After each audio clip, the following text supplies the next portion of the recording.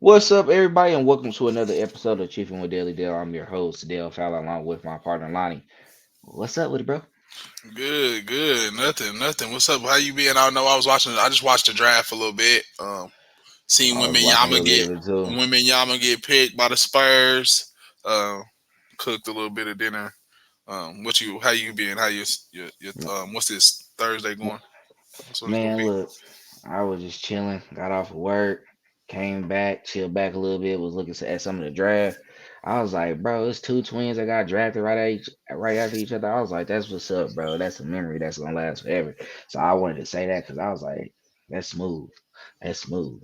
So So, that was hey, shout nice. out to everybody that's getting drafted though in the NBA. You know, we definitely gonna be talking about y'all as well too. We're gonna be having something coming up, so just look out for that. But it's gonna be fun. It's gonna be a fun season. We saw some big trades that's happened too.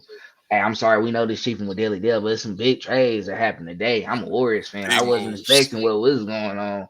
Poole to the Wizards for Chris Paul. I wouldn't even expect Chris Paul to like even come to the Warriors. That was kind of one of those that kind of threw me off. But hey, we'll see how it goes. I'm definitely want to talk about that in the future. But man, bro, let's go ahead and talk about the Chiefs though. That's what we really here, right? That's what we Yep. really here for, right? Main topics. Man, so we got some decent things that we're gonna be talking about today. We're gonna talk about Kadarius Toney again. We saw him hyped up in the building, showing off his ring, saying he gonna put it on his middle finger. You know, it's to all Giants fans, to the Giants organization.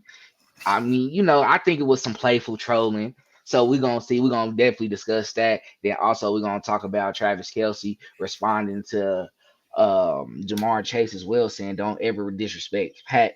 We're gonna. I'm just gonna ask Lonnie if that's some playful banter or do you think he was serious? So we're gonna dive into that, and then we gotta talk about Carlos Dunlap, Frank off the market. He's gone. But Dunlap, he just said recently he's trying to wait and see what the how the market settles, and it's a possibility that he can be back in the Chiefs jersey and running back with the Kansas City Chiefs again. And then we're going to talk about our three key factors for them going back to the Super Bowl again this year, and hopefully winning another one, winning it back to back, and be three in that Patrick Mahomes era. So we definitely going to jump into that. But going to our first topic, we got to talk about KT, man. We gotta talk about KT. He's a nut. He's entertaining, and it looks like his personality is starting to show a lot as well too. After coming over, it feels like he just wanted to be a quiet guy, just really learn the playbook, work with Patrick Mahomes, and just assist and help them on winning another championship, which he did. So, Lonnie, what's your thoughts about his most recent viral video that went out with him talking about putting his ring on, put it on the middle finger? He gonna go up to New York, flick him off, do all that. So, what's your thoughts about that, bro? Yes, the KT stuff was funny. I feel like it really, like you said, it really got to show his personality. We don't see a lot from KT, besides as far as the ski mask and a lot of the smiling in the grill. So anytime we can really get some personality out of KT is great. We really don't get a lot of words out of him. He is a very well speaker. So he does speak very well, but he doesn't speak a lot. Now I Mhm. know Pat and them probably know him as a teammate, better than we do as the media, as far as just like what we see of him. I feel like it was just some really cool gamesmanship that we really don't see out of him a lot, right? And Mhm. there's some exclusive content. I think Icebox caught, right. He was at Icebox shopping for jewelry.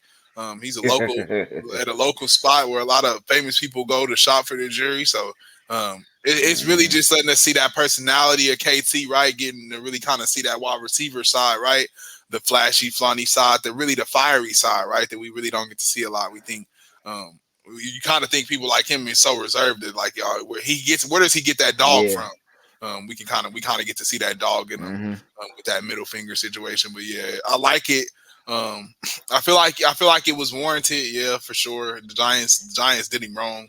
Um, like kicked him on the way out. They But talk bad about him, bro. I feel like KT, a part of him wanted to be in KC too. They said he talked to him a lot in the pre-draft process. So I wouldn't be surprised if it was like he got his way out of there too. So um, but Yeah, most definitely. it was definitely warranted. It's definitely funny, and like you said, it lets us see his personality. That's what I really like the most. We don't see a lot from KT, bro. We don't get to see. We see the fire and him kind of like playing the game, but we don't get to see like, oh yeah, I'm a shit talker too. I feel like people expected him to come in and show this image of someone who was difficult to work with, cares about himself, and really just someone who's injury prone as well too. I think we saw a whole different side. I think he came in, knew the organization that he was playing with. He just wanted to come in focused because it was midway through the season. This was before the trade deadline, so you halfway through the season, right? So he's coming in knowing that they're in a position of working on try to lock down a seed and trying to get that first seed, which they did.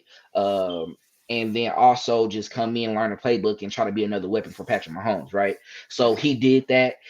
He was actually frustrated through the Super Bowl as well too because he wanted more time. Guess what? It still happened. Was able to make a play, big kick return. I mean, punt return, one of the largest, longest punt returns in the Super Bowl history, Super Bowl era, and then also scored a touchdown as well too. So I felt he came in wanted to focus more opposed to just coming in being this Florida bred guy, knowing that they're flashy, they like the jewelry, they come out, they're very swaggy, and they still are able to play their game, right? He came in with another mindset, but now after getting that jewelry, right, getting that ring, being able to solidify himself as a Super Bowl champion, some things that a lot of people can't accomplish in their career. I think it was time for he wanted to be like, y'all gave up on me too quick. Daniel Jones needed me. I was a weapon. I will say, I'm not going to put it on the organization more than probably, and not trying to even put it on their training staff as well too, the people that take care of the players, but they probably could have did a better job. And with an organization like the New York Giants, they won two Super Bowls with Eli, right? And they won a couple in the 80s as well too. So it's not like they're a franchise that's looking for their first championship, but they had some bad years, especially after the second Super Bowl that Eli Manning won with them. They have been, mediocre, average, and then below average sometimes occasionally throughout those seasons as well too. They were ready to make that jump, and then after them going after their franchise quarterback Daniel Jones, even though some people think he may be someone who be more of a game manager throughout his career, but he can win games. I felt they were looking for that talent that can help supersede the ability of the quarterback, right? And they expected him to come in there because everyone's trying to mirror that Tyreek Hill, right? So they're focused on, what is he doing now? And he wasn't doing anything. So I think it was just a big FU to the organization and to the fans because he feel like you guys gave up on him too quick. Now I don't think both sides is wrong in the situation. He can feel angry for them just kind of playing him off like that, like he just wasn't talented, like he just wasn't putting up big plays at Florida before he got to the league. He was reason. So for to try to, you know, belittle him, I think he's like, no, like, yeah, I got every right to feel how I feel right now. But the fans, we know how it is in football. We know how it is in the NFL. What are you doing for me now? They're trying to see their team at the highest mountaintop, at the peak of greatness in the NFL. One of the best teams. That's what they're trying to do. And they did it with mediocre teams that were 9-7 in the Eli Manning era. He was never in 10-6. He was never a 12-4, taking them to a Super Bowl or 13-3. They were always doing enough to win games and get into the postseason, and they outplay their opponents, and that's what they were doing. And that's what the fans seem like. No, we want to be a team that's competitive all the time in the NFC East. We want to be able to go. So I say all this to say that both sides are not wrong. But I'm gonna laugh with KT because he on the Chiefs. And he did. He got his. So you don't be mad. Don't keep on attacking him because he's a champion now. Sometimes you win some, you lose some, but you live to fight to get another pick. And hopefully it'll work out. Hopefully, We traded him for a fourth rounder. That was the best pick I can. I see. I mean, we got Snead in the fourth round too. You see what he doing. So still it's just like us. It felt, we just gave y'all fourth round pick for robbery. a player who was first round caliber. Well, he is a first rounder. It was First official, round talent. 2021. We're trying to see if we can do the same thing with Justin Ross. Who knows? But we'll see when that happens. But right now, Beach, he's laughing at y'all. The Chiefs organization, We feel like we fleeced. So he has every right to feel how he feels. So keep on doing your thing. But when the season starts, let's get back into that mindset. Get back to working. We trying to get more of them. You for got a sure. couple more years with us, and we trying to give you extension as well too. Show them you that number one receiver now. It's that time. Now it's time to shut them up in full. You partially shut them up because let's not forget we got Patrick Mahomes and Travis Kelce, Chris Jones. And you weren't healthy the Yeah, whole year. You you didn't get what? a whole look at you for the whole year. So Yeah. So you can talk right now. You can talk because you're a champion. But now this year, you play all 17 games and play into the postseason, have a 1,000+ yard season, you official. We fleece for sure. We for fleece sure. for sure after that. So let's go ahead and jump on to our next topic. So Carlos Dunlap reportedly waiting for the market to settle, like I said earlier, but he's interested in coming back to the Chiefs. How would you feel about that move if the Chiefs were to sign him back? Yeah, so I think that makes sense for the Chiefs, right? I think it's like I said, we still adding the depth back to the room. Any type of Mhm. D line help is great for the room, and Still even kind not of thin. necessary, even if it's not necessarily the Chiefs, right? I Hmm. feel like it could be any team. So whether it be just like you just seen them previously in Seattle, somewhere like the Rams, or just anywhere that needs a little extra D line help. I feel like Dunlap is a great addition to any room. You see what he did with George last year, just help mentoring George. I will say that he's not an everyday starter. He's not that same pass rusher that he used to be Uh-uh. by far, right? He's definitely a rotational guy. Like he definitely was a rotational guy when he was here. But he did help. He did play some inside, play outside. You have to be versatile in Spags. In his defense. So he showed that ability as an older player, which I think is only added value to him. Um, so he's still a great player. I don't want to discredit Dunlap, but I know our defensive line room we're kind of looking to get younger and cheaper, and faster. So when you go that route, sometimes Dunlap is not the type of vet that you'll be looking for. But Hmm. I could see it be like you said, being a possibility. He's been here before. He knows the system. Like I said, he was a great mentor with George. I feel like He, he helped him a lot. And Frank helped a lot there yeah. too as well. And I don't think he's even looking for a big contract to be honest. He knows he's a vet minimum type of guy as well too. I think he's just trying to see what team who's probably a contender is going to offer him more than the Chiefs. I think that's it. And we can respect that. He only been there with 1 year with us, but he played as a Chief. He was solid. He did his part. He had 4 sacks the whole year, even though that's not a lot, but that's a rotational guy. But we had him starting just because of that veteran experience, what he brings. But we had those young guys who come in who was able to finish as well too, and we were building George as well as we were going. So that made sense. And you see, as the season went on, he wasn't even starting no more. They started having Frank Clark and George K out there at first, or Frank and Mike Dana. He was just a guy who could come in. You need him to go get a sack. He was someone who would play to the whistle ends, and he was one of those who got those cover sacks as well too because he plays to the whistle. So he's fighting, he's by the tackle. He's still sitting in the pocket. He's able to get loose and he's able to go in and get that sack. So he was someone that he brings that presence, like we had with Terrell Suggs when we went on that first Super Bowl run. You see how that's been the key for the Chiefs lately. Even though we had Melvin Ingram that 1 year, but the Bengals just got us. But say if we went to the Super Bowl, I think we would have won. I think we would have won. I think we would have been back-to-back champions for sure because I think we just had the talent.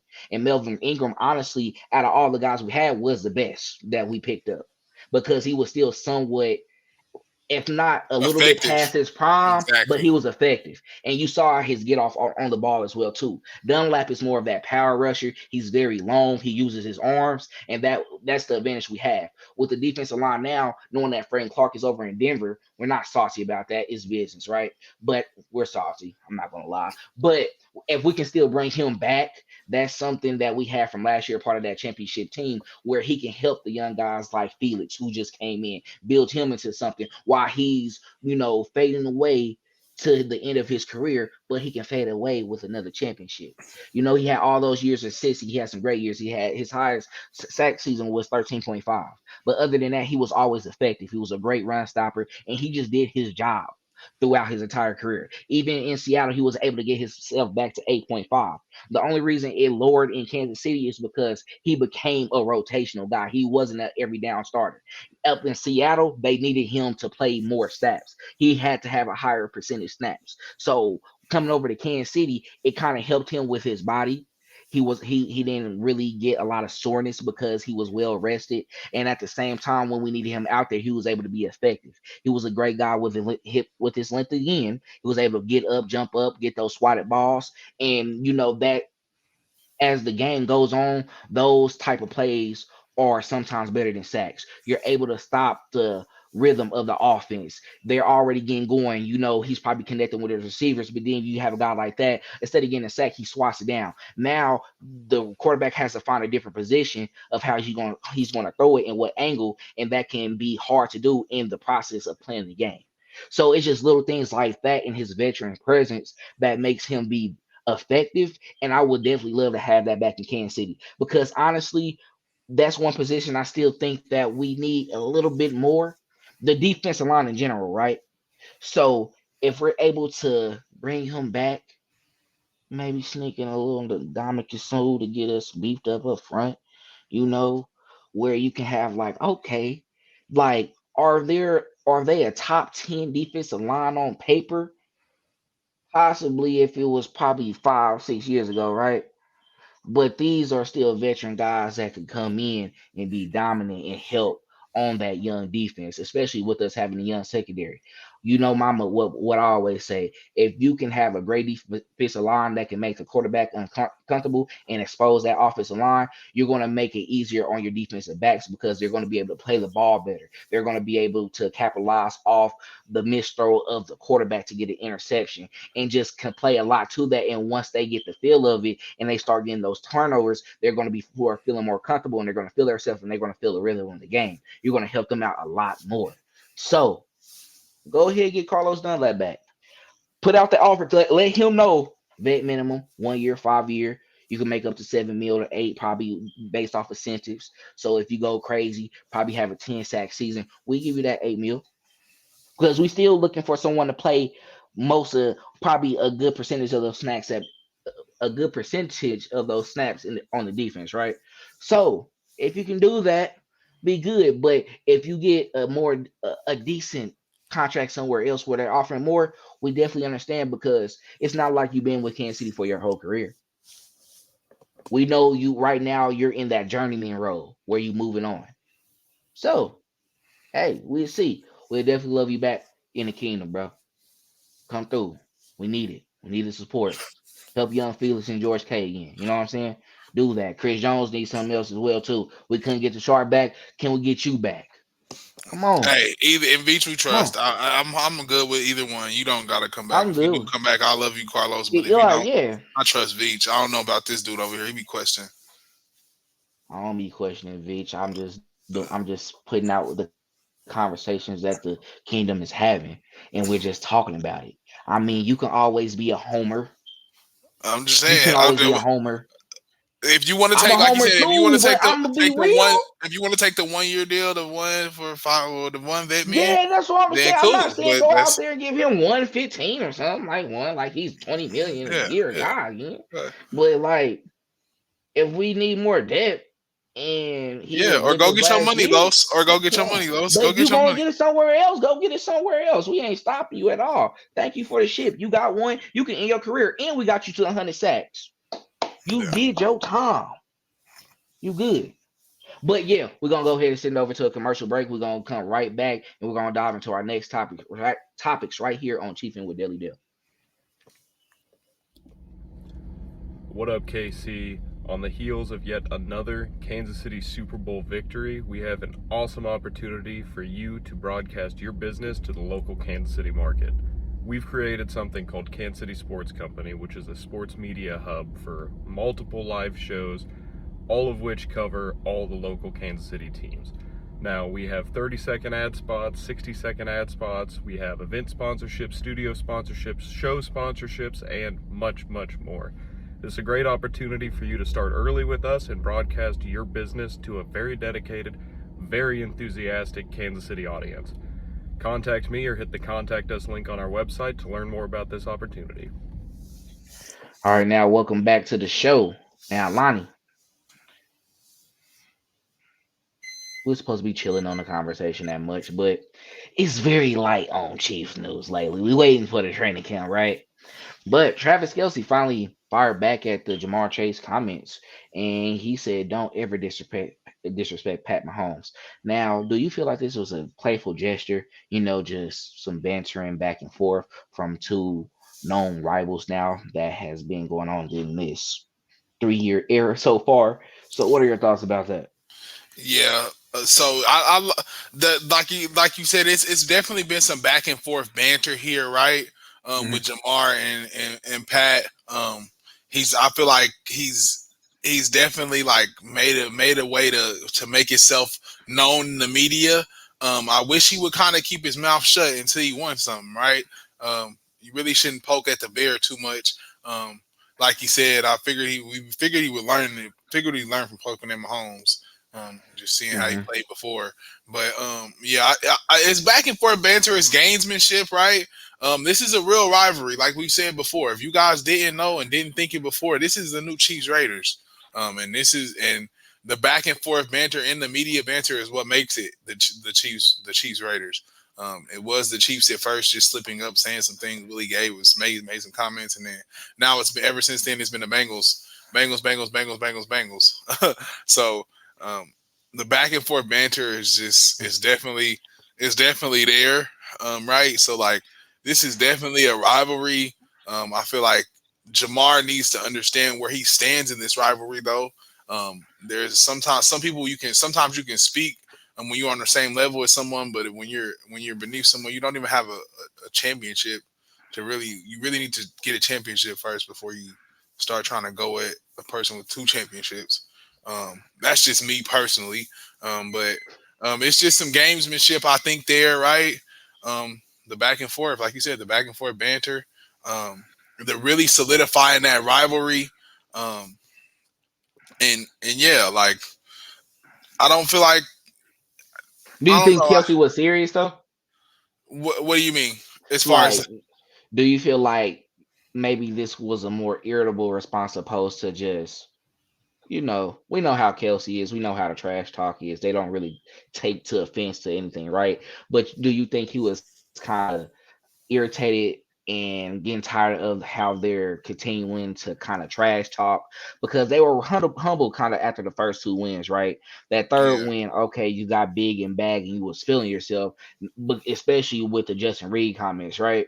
And now with they lost and we won a ring, but mhm, he's still trying to bring up his quarterback and at the same time kind of like show that they're still not scared of the Chiefs and they're going to continue to talk stuff or trash talk per se, right?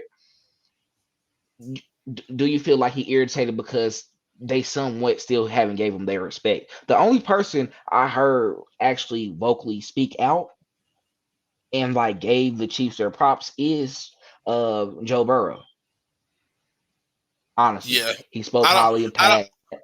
He understands because he has that knowledge, especially as quarterbacks. They don't try to poke the bear, especially with opposing teams, because with them playing the quarterback position, like Pat said on the podcast with Travis Kelce, why am I going to? Okay, we saw him go back and forth from Max Crosby, but really Mhm, throughout the games, like when they try to hit him, sack him, they are he gets up and be like good hit, like he's not trying to talk stuff so it can make them fire up a lot more. You know what I'm saying? So it's exactly. like, do you think he was just tired of them talking in general, which is why he said don't ever disrespect Pat Mahomes?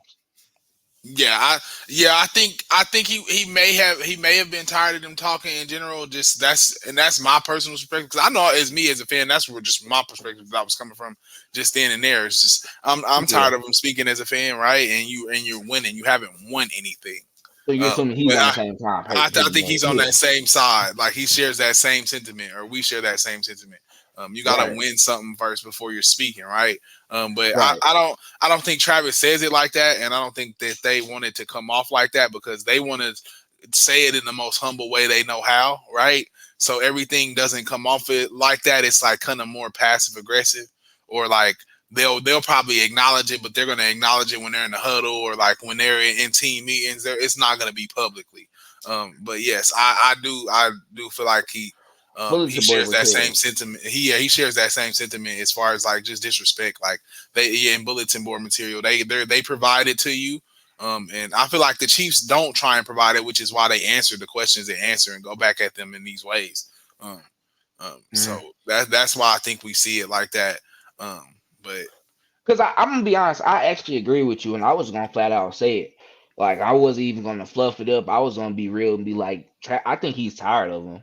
And knowing Travis, he's a competitor, and he really doesn't let anything really get to him as much. You know, the emotions run through the game, right? But we haven't seen him actually go out and be like, oh, I'm gonna cook this guy, or are they really not nothing? They really usually respond when people are coming at them, and I think it's just now with them being a young team, and they're trying to build their confidence as well too. They went to their first Super Bowl with Jamar Chase and Joe Burrow coming back healthy that next year, and then they were able to knock off the big dogs to come back again in that regular season game, beat us, but then losing the AFC Championship game. You got to remember they beat us 3 times in one calendar year because we played them in January both years, right? And then we played them in the playoffs as well too.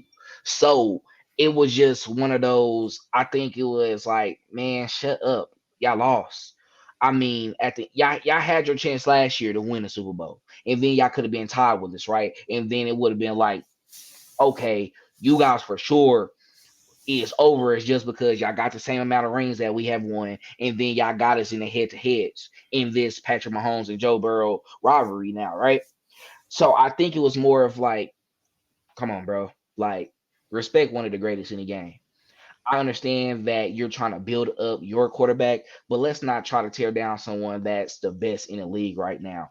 Because, like I was saying, I had a lot of back and forth about the Brady stuff as well too. Brady did have a lot of backlash when he was first coming up. They was talking about how he was a game manager. Bill Belichick was really the reason why they're winning Super Bowls, and then he win one when he get in Tampa, right? But I felt his age group somewhat still respected what he brought to that team, because regardless, at the end of the day, when you're winning games, you're winning as a team. It's not as an individual. But he's just playing that quarterback position where he's leading the whole squad, and he's doing it very well. So I think it came to a point to where like they gave him respect off of that, because they fed off of the Patriots fed off of him, but also fed off of Belichick greatness and his knowledge knowledge of the and, game, yeah, and knowledge of the game as well too. yeah. And now I feel like Pat kind of proved y'all for 6 years, for 5, 6 years straight. He sat out that one year. He came that first season. He started, won MVP, lost in the AFC Championship game against the GOAT and the Patriots, and Hmm. then he went back the next year. He got hurt, broken kneecap in the Denver Broncos game. Came back a couple weeks later, ended up getting the second seed. Right, they were able to go get to the AFC Championship game, hosted it for a second straight year, win the Super Bowl, come back the next year after that, go to the AFC Championship game again. They went 14-2 that year. They only lost 2 times, lost in the bowl against the Tampa Bay Buccaneers, right?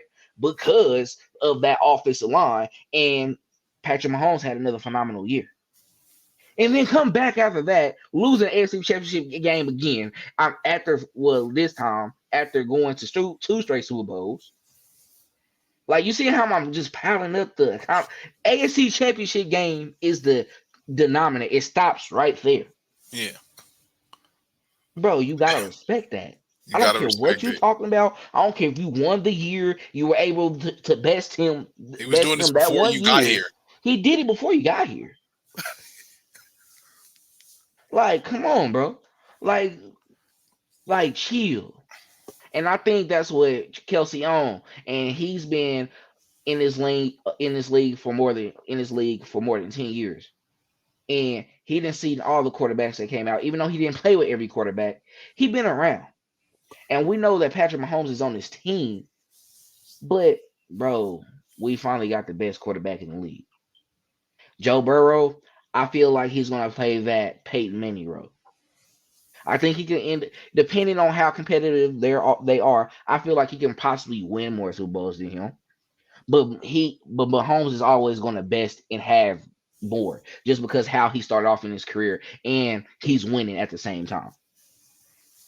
So Burrow's gonna be probably that guy who's not as athletic, but he's smart, has the weapons, can get the ball to him, he's elusive in the pockets as well too. He can shake a body off. So he's phenomenal and he's great. But bro, just shut up. For real. Just be quiet. Let it go. But And that's my because thing, right? Just let these it, are leave guys it that alone. don't talk like that. They don't Yeah. even like they really respect their opponents. Now, in the midst of the game, yeah, they trash talk. But when it comes to the podium, they're not going to belittle anyone else because they know where they stand. And Jamar Chase, you're a phenomenal wide receiver. Yeah. And we know where you stand. But But don't do that. Don't do that. They do wide talk too receivers much. love to They, talk. they do talk too much, Just but like corners. Wide receivers and corners, two talkative positions that you're gonna have in I feel like football. Jamar was released right now, bro. He'll try to come to the Kansas City Chiefs, bro. Man, let We've me be spoken real. about that before on private accounts, y'all. Yeah, for sure. Yeah, yeah, That's it. fine. We know the number one landing spot. It's okay, but it's okay. But y'all gonna use us to They get the would never let bread. him get out there. They Y'all, would never let Cause him y'all get know out. nobody want to. Y'all don't want anybody have anybody like them. They will never let us do that. So stop. You gonna you at the end of the day when you are that team and you in free agency, you gonna want your name to be linked with the Chiefs just because I can go to the best team and possibly win a Super Bowl, or some team is about to throw me a bag just because they don't want me to play with them. Odell got 1 year, 18 mil, just because he was linked to us for real. And the Bills, I'm not gonna lie, and the Bills, but they was like Odell, Kansas City, and then they utilize their whole roster. It's not just gonna be an Odell show. It's not gonna be a Kelsey. He's not gonna cry like he is in Cleveland because you're playing with the best quarterback, best tight end duo in the league, best offensive minded coach in the league. Come on, come on. Yeah, y'all always do that money talk because y'all putting that out there so teams can pick that up and be like, oh, we just need to come with this. He's gonna come. Bait. Bait. That's bait. They want a side. It's bait. Be real. But enough on that. But we had to bring it up. He finally said something. I think it's gonna be left alone going forward now. So I think we're gonna see what's gonna happen New Year's Day. You see what's going on. Yeah, can't wait. Can't wait. It's gonna be a fun game. It's going down. Now, to end off this episode's Chiefin With Daily Dale, we gotta give you. It's coming up. Training camp coming up. So we're thinking a little bit ahead. We're thinking in February already. So what's going to be the three key factors for the Chiefs this year if they want to make it back to the Super Bowl again and win back-to-back Super Bowls? Yeah, so first locking up Chris Jones, right? Hmm. Then staying healthy is second, right? Keep health is the key. Health is wealth, fellas. Stay healthy. Take care of your body, take care of your mind, take care of everything. And then I think the third key to me is having two, at least, I said two other 1,000-yard receivers other than Trav. I know that's hard. At least another 1,000-yard wide receiver other than Trav. I think we get back to the Super Bowl and at least another wide receiver at least has at least like 800 yards, 800 to Yeah. 600 yards. I was going to say that, We get eight, we get back to the 69. Super Bowl, yeah, because I know because it's two to both 2,000. That would be crazy. He's having an MVP season, if that happens. But I think for sure if those two things happen, if we can get a wide receiver over 1,000 yards other than Travis Kelce, I think for sure there's no doubt in my mind that we're going back to Super Bowls, and if we can get at least 1,000-yard wide receiver and then at least like 600, 700-yard range, or get at least two that can vying for that amount, I feel like we're going to make it back to the Super Bowl. They have the under Mahomes. They have Mahomes over under on passing yards is 4,700. I'm telling y'all, I'll take that because he's going to at least throw for 5,000. I think this year again. With the wide receiver core that he has right now, and then the guys that other guys they might add. D Hop is out there, so you just gotta. I think I would take the over for sure, and not even speaking from a betting sense, but speaking from a 4,800. Super Bowl sense. I feel like even if he goes to 5,000, those are 5,000 yards, and I think that those things, the wide receiver and the 5,000 yards, run hand in hand because if you have a wide receiver go for that many yards. Of course, he's throwing the ball. So I think if he can do that, if he can even throw over that 5,000 or get a wide receiver other than Trav to have 1,000 yard receiving, and have at least a couple wide receivers combined for 600, or have somebody at least have 600, I feel like we're going to the Super Bowl for We sure. spreading out, bro. I'm not gonna lie. Even if you had all wide receivers who was like competing and or getting a decent percentage of snaps, say if they all got over 500 yards, that's really a win. It's really a You win. spread the ball out. You You did. spreaded it out. You spread it out. Because was that Because kind of like the stat line last year? I didn't take a look at the stat line. I don't know. bro, Juju was the only one who, as a receiver, he was close to 1,000 yards. He had like 900. He was like 100 and some change away. But you got to remember he had that injury where he had that concussion, so he had to sit out of the game. But he still made the amount of games to get his incentive, right? And he played a great portion of the postseason as well too. So, uh, it makes sense for his stat line. But at the same time, Travis Kelce was our guy. You know, he was kind of what we needed, what we saw with him in Pittsburgh when they had AB. But he was just phenomenal and had over 1,000 yards still, just because how Mike Tomlin had that offense rolling. But man, I really can't deny. Like I would say, mine's aligned with yours, and one I would probably add over anything. If I was to take anything out, I think staying healthy is important, right? But on a logical sense, we know that injuries is a part of the game, right? Hmm. I would say having a solid defensive line. I would like to see other than Chris Jones, I want to see a defensive end over 10 sacks. Yeah. I think building off of that and then having another guy who's in the 7 to 8 range, and then having those other guys who are around 3 to 4, but you seeing that defensive line dominant, I think it's going to really help overall. Just because I feel like we have the secondary who plays the ball well, and if the opportunity presents itself, they're ball hawks and they can get after it. I think we'll be able to cause a lot more turnovers. And guess what the turnovers do? That puts Patrick Mahomes and that offense in great position to where they don't have to drive down the field as much, doing 80 plus yards if they can minimize that to where they're only going from 50 to 60 or 50 to 40. That's more reasonable where it's like that's a go. That's a given. So having that type of presence, I think is going to help really get us to the next level because we were able to do it off of offense. We were able to outscore the Eagles in the Super Bowl. Where we were able to outscore the Bengals in the AFC Championship game, even though that was a great defensive game. I think they gave it their all on that one. That's why they were a little gassed in the Super Bowl, but they were able to make a couple plays still to have them be over top. So I think if they're able to have that strong defensive line along with those that you presented to us with locking up Chris Jones and having additional wide receivers that can meet the threshold of 1,000 yards or close to that, having a strong defensive line would not only help the secondary but help that linebacker group as well too. If we're able to get pressure with four, guess what? That leaves more men out in coverage in this passing league to where the quarterback has to read and actually take his time in the pocket and have to think within 3 to 4 seconds to get it to someone. If he having a fast mind like that, that can cause turnovers and cause bad mistakes to where we can capitalize. If we can get a couple strip sacks as well too, to where we can recover and get the possession there as well. That's going to help and put us in position to where Patrick Mahomes don't have to run 80 yards down the field every time with the weapons that he have because we don't have a Tyreek Hill that can just shoot you an 80-yard slant and score. We don't have the 33 seconds quick in there. We're going to have to take our time.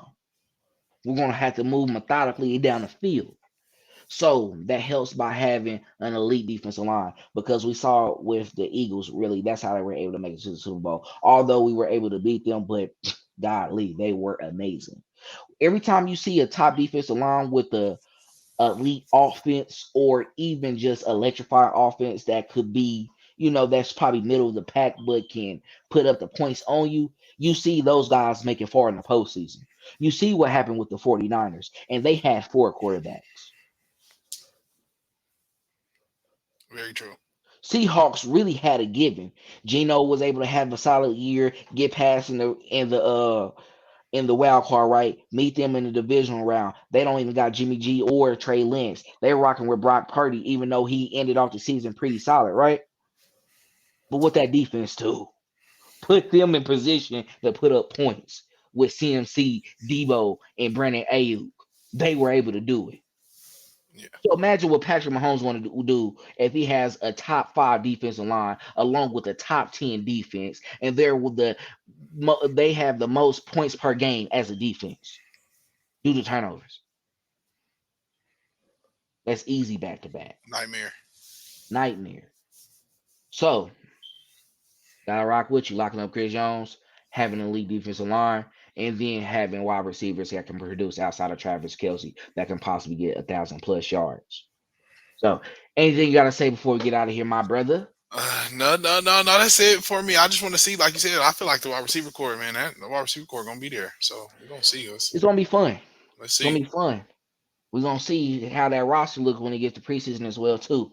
You know, we gotta wait till week 3 until they actually can cut the 90-man roster. So Yeah, it's wild it's this gonna be year, y'all. hard, you know, because usually you can go off the guys if they have a poor game, you can go ahead and cut them. But say now you have a poor game, but they come back and kill the next. You just making it harder on yourself. Yeah, we're gonna some of But these we gonna guys are see. gonna make other people's teams that we have on this wide I'm receiver telling core. you, We've already said this. We've spoken about this on previous accounts we're gonna have some privately, people but that go. yeah, They gonna get released. Somebody gonna pick them up yeah. because they gonna need that. They gonna need that. So, but that's all we have for this episode of Chiefin with Daily Dale. Once again, Dale Fowler, Lonny to my right. We all good. Make sure you tap in on our social medias, Kansas City Sports Company, KC Sports Company to be exact, on Twitter, Facebook, and Instagram. Make sure you follow my personal pages, Dale Fowler Jr. on Facebook, Dale E. Fowler on Twitter, and Daily_Dale39 on Instagram. Follow my boy Lonny on Instagram, __ Lono, LONO, and then __ Lono, LONNO on Twitter. Yep, Yeah, that's the handle. tap in. Yep, We here. we here, man. We It's here. almost here. Like We Pat under and Max 70. Crosby's face. We here, man. We under like 75 days, like to Yeah. kickoff. Oh, it's almost that time. Preseason Yeah, we're getting preseason it in going. like 2 months away exactly. We're getting it going. Hall of Fame game on the 5th. Lock it in. Getting ready for the season, y'all. We prepping. We're gonna be here. Hey, don't do that running back this year, though, Chiefs fans. We gonna just keep it cool. We just gonna go back and win it. You know, we don't want to do that. You see people fed off of that. So be cool, man. Be cool. I'm just superstitious like that. Let's just be cool. Cool. Be cool. Act like we boo again, like 2012. Like 20 act like we in 2012. We just hate everything and they just gonna keep on proving us wrong. For real. Just don't tell them that though. For real. But hey man, we gonna talk to y'all on the next one, man. Holla at y'all.